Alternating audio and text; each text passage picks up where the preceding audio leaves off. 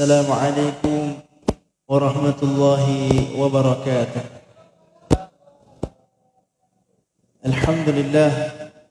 Allahumma salli wa sallim wa barik ala sayyidina Muhammad miftah babi rahmatillah adada fi ilmillah salatu wa salaman daimaini fi dawam milkillah wa ala alihi wa sahbihi adada kulli dharratin alfa marra amma ba'd.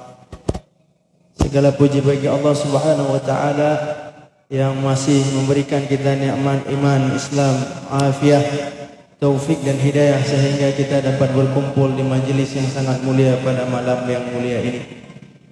Salawat dan salam kepada kekasih kita baginda Nabi Muhammad sallallahu alaihi wasallam.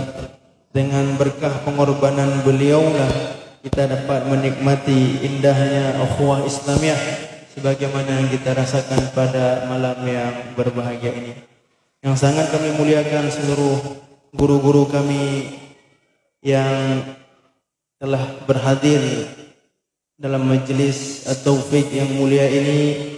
Ada Abati Aulia, ada Ustaz Khalid Mudasir, ada Ustaz Mustahid, ada Ustaz Mukhlis Hasbullah, ada juga Ustaz Fitra, dan teristimewa kepada guru kita bersama Ustaz Khairul Rafiqi yang sebagaimana beliau sebutkan, dari pertama kami kenal beliau, kami terus menuntut ilmu kepada beliau sampailah detik ini, dan kami mohon kepada Allah Subhanahu wa taala agar senantiasa beliau disehatkan oleh Allah Subhanahu wa taala sehingga kami terus mendapatkan manfaat daripada ilmu dan akhlak beliau. Amin ya rabbal alamin. Kami tidak layak untuk berbicara di sini karena yang tidak ada ilmu duduk di depan adalah kami. Seharusnya kami tidak berada di sini. Kami berada di depan para guru-guru kami untuk mendengarkan nasihat daripada mereka. Tapi karena perintah guru sebagaimana disebutkan oleh guru-guru sebelumnya tadi untuk duduk di depan dan diperintahkan untuk menyampaikan sedikit daripada apa yang kami ketahui, maka sami'na wa ata'na. Hanya satu yang kami ingin sampaikan daripada pesan Nabi sallallahu alaihi wasallam kepada kita semua. Mungkin kalau salah hadisnya mohon diperbaiki oleh guru-guru kami bersama. Nabi sallallahu alaihi wasallam pernah bersabda, "Jaddidu imanakum." Perbaharuilah iman kalian. Nabi sallallahu alaihi wasallam, kata ulama, memerintahkan untuk memperbaharui iman itu bukan kepada kita, tapi kepada para sahabat radhiyallahu anhum ajma'in yang hidupnya bersama Nabi sallallahu alaihi wasallam, duduk majlis seperti ini bersama Nabi sallallahu alaihi wasallam, mendengar firman Allah taala daripada kalam Nabi Muhammad sallallahu alaihi wasallam langsung, melihat bagaimana Nabi Muhammad sallallahu alaihi wasallam mengamalkan Al-Qur'an, melihat bagaimana akhlak Nabi Muhammad sallallahu alaihi wasallam, hari-hari bersama Nabi Muhammad sallallahu alaihi wasallam. Tapi Nabi SAW tetap ingatkan sahabat untuk perbaharui iman kalian. Kenapa? Karena dalam hadis lain Nabi SAW sebutkan, iman umatku itu yazid wa yanqus, naik turun. Itu naik turun itu imannya siapa? Imannya sahabat. Iman sahabat naik turun. Tapi kalau iman kita ini yang jarak kita dengan sahabat itu lebih kurang 1400 tahun. Iman kita itu bukan lagi naik turun kata ulama, tapi keluar masuk. Paginya beriman, malamnya tak ada lagi iman. Malamnya beriman, duduk dalam majlis seperti ini, naik iman kita. Besok pagi kita bergabung lagi dengan majlis lalai dengan kawan-kawan kita yang melalaikan kita daripada mengingat Allah, hilang lagi iman. Apa tanda orang itu beriman? Kata Nabi Muhammad SAW, tidak akan berzina seseorang yang hendak berzina apabila ketika dia hendak berzina dia beriman kepada Allah.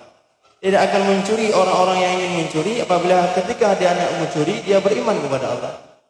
Dan dalam segala hal maksiat yang kita hendak lakukan, tidak kita akan lakukan maksiat tersebut apabila ketika hendak kita bermaksiat, pada saat itu iman ada dalam hati. Maka ulama katakan yang mencegah kita ini daripada bermaksiat adalah iman kita. Maka pentingnya untuk memperbaharui iman. Sahabat bertanya, "Kaifa nujaddidu imanana?" Bagaimana kami memperbaharui iman kami ya Rasulullah? "Aktsiru min qauli la ilaha illallah." Perbanyaklah ucapkan oleh kalian kalimah la ilaha illallah. Bagaimana memahami kalimah la ilaha illallah yang benar sebagaimana pemahaman yang Nabi Muhammad sallallahu alaihi wasallam ajarkan kepada para sahabat? Itulah perlu ilmu. Ilmunya dinamakan ilmu akidah atau ilmu tauhid. Inilah kitab yang kita pelajari ini agar kita benar dalam memahami makna kalimah la ilaha illallah. Bukan menurut logika kita, tapi menurut pemahaman yang diajarkan oleh Rasulullah sallallahu alaihi wasallam kepada para sahabat, sahabat kepada muridnya, muridnya sampailah kepada guru kita yang kita pelajari selama ini kepada Ustaz Fitra yang sanadnya itu sampai kepada baginda Nabi Muhammad sallallahu alaihi wasallam. Semoga dengan keberkahan sanad ini kita dapat pemahaman yang benar atas kalimah la ilaha illallah ini, dan insyaallah kita mohon kepada Allah agar di akhir hayat kita ini Allah wafatkan kita semua husnul khatimah, dapat ucap kalimah la ilaha illallah Muhammad Rasulullah dan dibangkitkan di akhirat bersama baginda Nabi Muhammad sallallahu alaihi wasallam dalam surga firdausnya kelak. Amin ya rabbal alamin. Ini saja yang dapat saya sampaikan, lebih dan kurang saya mohon maaf. Subhanallah wa bihamdihi, subhanakallah wa bihamdika, asyhadu an la ilaha illa anta, astaghfiruka wa atubu ilaik. Subhana rabbika rabbil izzati amma yasifun, salamun alal mursalin, walhamdulillahi rabbil alamin.